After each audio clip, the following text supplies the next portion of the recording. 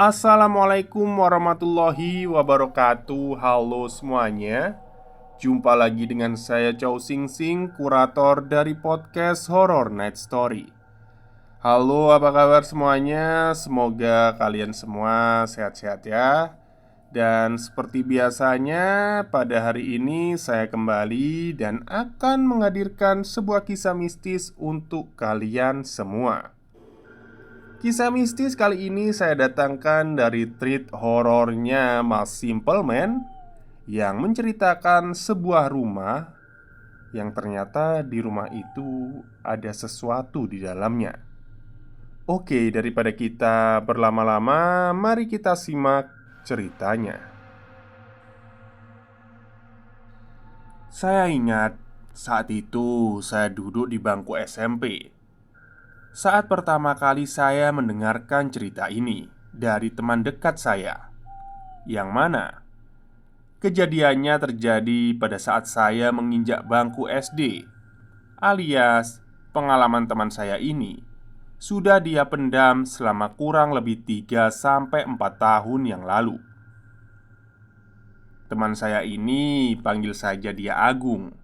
Dulu saat SD bersekolah di sekolah Islam, yang mana dia punya sahabat, seorang anak dari keluarga kaya raya, juragan dari penjual bahan-bahan bangunan, yang cukup punya nama di kota tempat saya tinggal dahulu.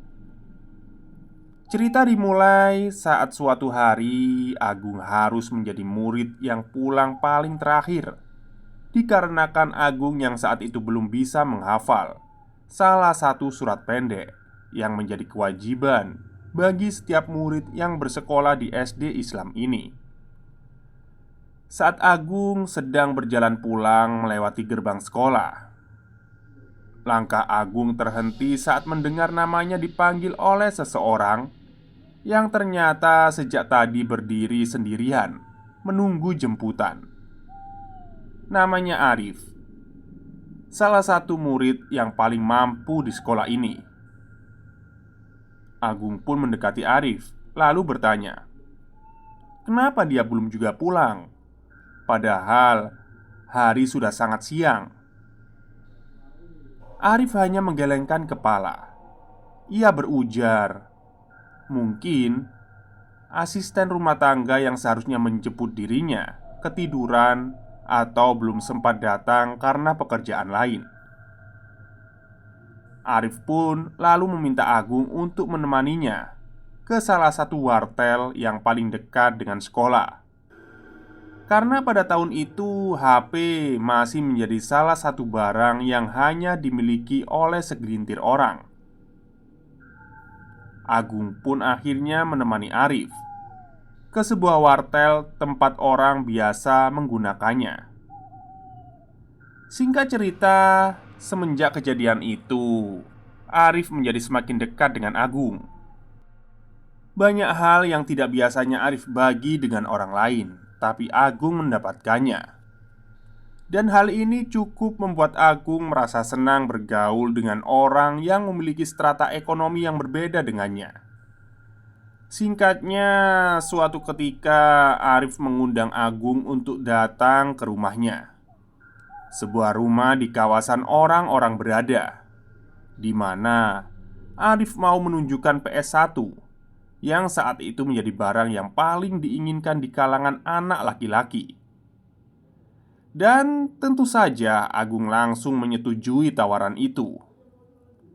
Sepulang sekolah, berangkatlah Agung ke rumah Arif menggunakan sepeda butut pemberian ibunya, yang mana ini menjadi kali pertama bagi Agung sendiri untuk mengunjungi rumah Arif yang sudah dikenal luas sebagai pemilik salah satu rumah mewah di sekolahnya. Dan benar saja, rumah Arif memang besar dan luas, persis seperti apa yang dikatakan oleh teman-teman sekelasnya. Untuk ukuran tahun itu, memiliki rumah dua tingkat saja sudah dianggap mewah ya. Apalagi jika rumah itu memiliki 3 tingkat. Sungguh, Agung hanya bisa terkagum-kagum. Tapi Meskipun rumah itu besar dan luas, seperti juragan bahan bangunan pada umumnya, di bagian depan rumah ada semacam toko besar yang langsung terhubung dengan rumah utama, tempat transaksi jual beli bahan bangunan.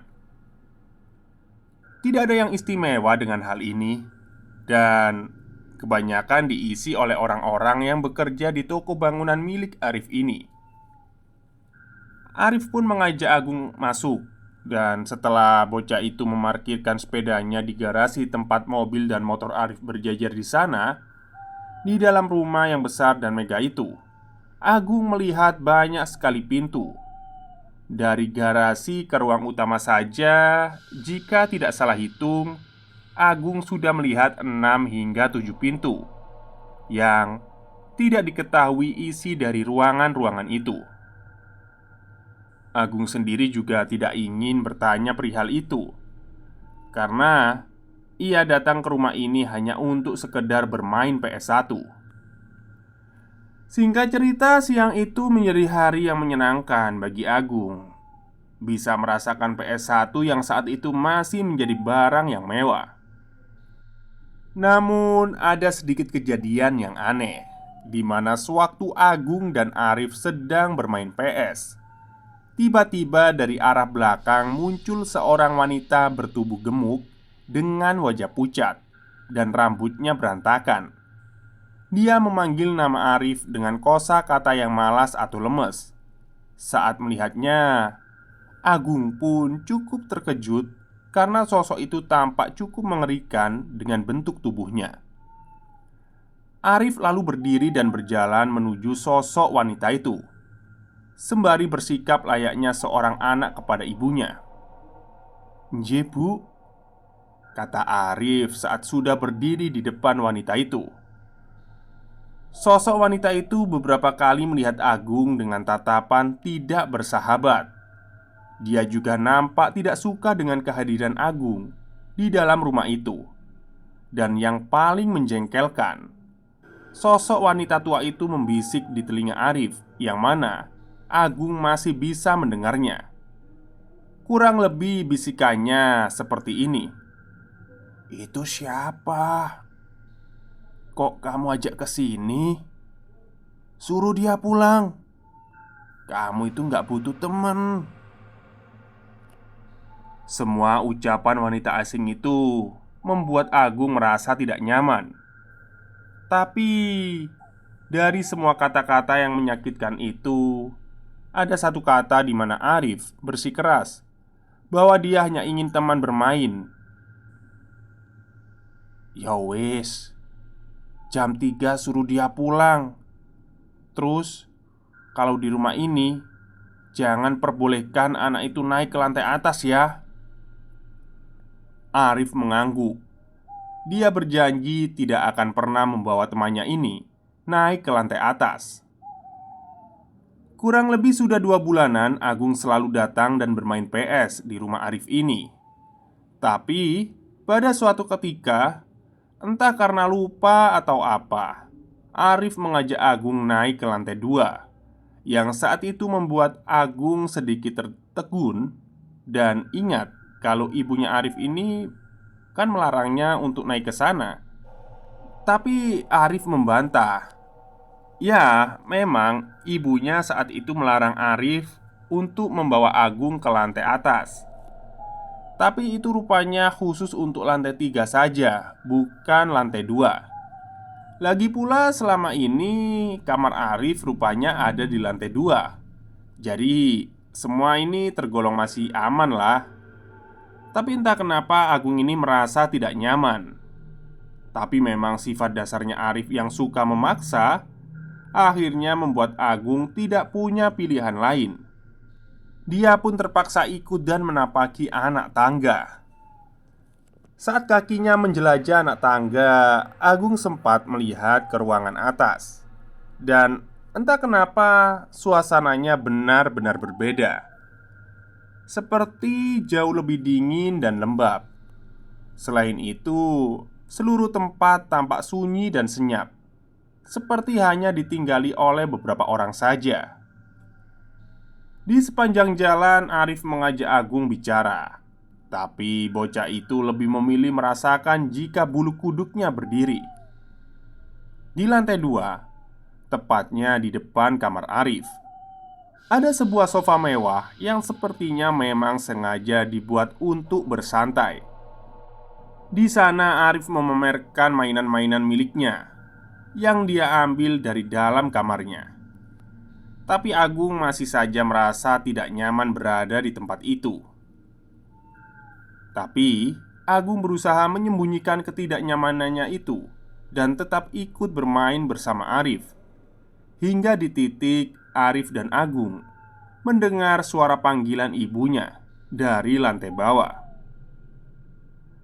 Arif pun berdiri dan bersiap untuk turun. Namun sebelum bocah itu menapaki anak tangga, Arif lalu berbalik dan menatap Agung sembari berkata padanya, "Gung, tetap di sini aja ya. Jangan kemana-mana." Setelah itu Arif pergi. Kini tinggal Agung sendiri yang berada di tempat ini. Beberapa kali entah kenapa dia merasa kalau di lantai 2 ini dia tidak sedang sendirian. Masalahnya, hawa kehadiran itu tidak bisa dilihat oleh matanya sendiri. Bahkan di sudut-sudut kamar, Agung seperti melihat bayangan atau sekedar kepala manusia yang sedang mengintip dan menatapnya.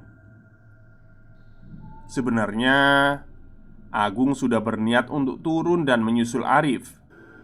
Tapi entah kenapa kakinya terasa berat untuk meninggalkan tempat ini. Hingga pada akhirnya di saat Agung sudah mulai tidak sanggup berada di lantai 2 itu, dia mendengarkan suara hentakan kaki dari anak tangga. Arif pun tiba. Arif kemudian meminta maaf kepada Agung karena sudah meninggalkannya sendirian di tempat ini. Di tengah-tengah permainan itu, tiba-tiba Arif bersikap aneh dengan menatap lantai 3, yang otomatis membuat Agung ikut menatap ke sana. Memang, dari tempat itu Agung bisa melihat sudut lantai 3, termasuk pembatas lantai yang terbuat dari kayu jati. Agung sempat merasa heran dengan sikap Arif, yang kemudian dia melihat bocah itu berdiri lalu mengatakan pada Agung untuk membawanya ke lantai 3. "Ke atas yuk. Di sana ada kandang burung peliharaan ayahku. Burungnya bagus-bagus." Agung sempat terdiam saat mendengarnya. Tapi Arif yang saat itu berdiri di hadapannya mengulurkan tangan kepadanya. Agung sebenarnya sempat menolak dan mengingatkan. Tapi Arif berkata kalau tidak apa-apa. Di rumah ini dan apa yang dikatakan oleh ibunya itu cuma sekedar peringatan biasa. Setelah berbagai alasan, Agung tidak bisa menolak lagi. Dia pun setuju. Maka naiklah Agung dan Arif. Mereka berdua menapaki anak tangga menuju lantai 3. Di sana, suasana yang sebelumnya dingin dan lembab semakin kentara dan membuat Agung bergidik merinding. Gak popo ta di atas sini." Saat mereka menginjak anak tangga terakhir, apa yang dikatakan Arif ternyata benar. Ada sangkar burung yang sangat besar berisikan burung perkutut yang dilepas di sebuah kurungan dari pagar kawat tempat burung-burung itu bisa berterbangan ke sana kemari. Selain itu, tempat ini juga memiliki banyak kamar yang keseluruhan pintunya tertutup dengan sofa-sofa yang tak kalah lembut dengan sofa yang ada di depan kamar Arif tadi. Rupanya rumah ini memang besar dan luas, dan memiliki banyak sekali kamar-kamar yang mungkin tidak terhitung jumlahnya. Agung tak henti-hentinya melihat burung-burung perkutut itu. Ia suka melihat bagaimana burung itu bersembunyi di rumah-rumah kayu kecilnya. Ada yang sedang mematuk jagung, dan ada yang sedang berdiri di dahan ranting buatan. Saat Agung sedang menikmati momen itu, Agung sempat melihat ada satu kamar dengan kaca hitam besar di jendelanya. Dari dalam terpantul cahaya TV yang berarti ada orang di dalamnya. Tahu kalau Agung sedang mengamati tempat itu, Arif pun berkata kalau itu kamar kakaknya. Dia sedang di dalam dan menonton TV. Tak berselang lama, Arif kemudian pamit. Dia mau menggunakan kamar mandi yang ada di sudut samping kamar kakaknya. Dia bilang kalau perutnya itu sedang mulas. Agung pun mengangguk dan membiarkan bocah itu ke kamar mandi yang ada di samping kamar kakaknya. Saat Arif sudah meninggalkan tempat Agung, Agung tersadar akan sesuatu, di mana dia melihat rupanya jauh di dalam lorong di lantai 3 ini. Ada satu kamar yang nampak gelap dengan lampu hidup mati. Membuat Agung jadi penasaran. Ia pun mendekati lorong itu. Sekali lagi, saat Agung sedang berjalan dan ia melihat kaca hitam tempat kakak Arif sedang menonton TV. Memang Agung tidak bisa melihat dengan jelas kakak Arif karena kaca itu berwarna terlalu gelap. Hanya pantulan cahaya TV yang terlihat dari luar. Agung pun melewatinya, sementara di lorong tempat Agung menuju, lampu pijar itu masih hidup mati, seperti terjadi konsleting. Hanya tinggal beberapa langkah saja untuk Agung bisa melihat ruangan di sudut itu yang rupanya tampak berbeda dengan ruangan-ruangan yang lain, terutama di bagian pintunya. Entah kenapa Agung melihat kalau pintu ruangan itu tampak seperti pintu yang baru saja terbakar, yang mana di pinggir-pinggir bagian pintu terlihat sudah menjadi arang.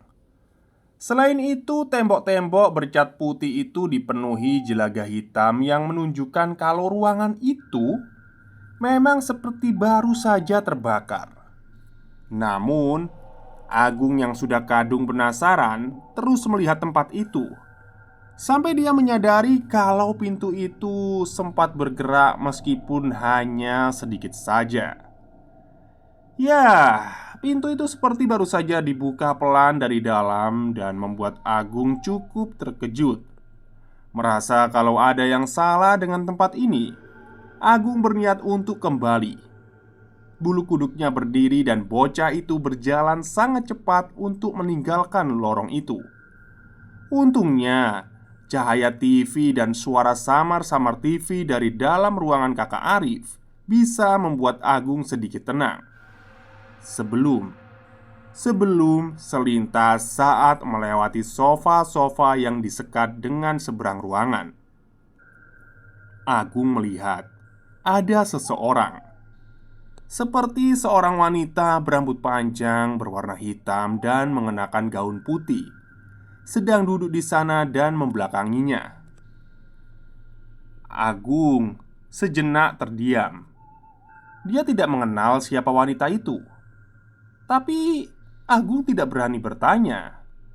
Selain itu, ada kejadian aneh lain yang mana Agung merasa burung-burung perkutut yang ada di sana nampak bersikap aneh. Burung-burung itu berterbangan dan berkali-kali menghantamkan tubuhnya di pagar kawat, seolah-olah burung-burung itu sedang ketakutan. Tak berselang lama, mata Agung kembali pada sosok yang ada di sofa itu. Tapi anehnya, sosok itu lenyap dan menghilang begitu saja, membuat Agung tentu saja hanya bisa terdiam sembari berpikir, apakah yang baru saja dia lihat itu nyata? Namun, semua tidak berhenti sampai di sini. Agung yang sudah mulai merasa tidak nyaman dengan lantai 3 ini, lalu ia berjalan mendekati pintu tempat Arif tadi masuk. Ia mengetuk pintu itu sembari memanggil-manggil nama temannya. Namun anak itu tak kunjung keluar dari dalam sana. Karena kesal, Agung membuka handle pintu.